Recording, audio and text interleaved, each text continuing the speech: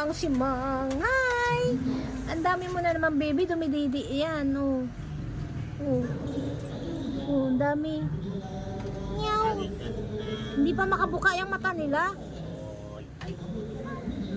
O, puno ng muta.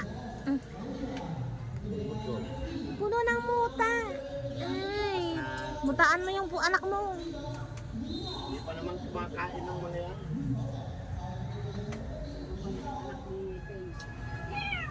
Alas, kwan pa lang.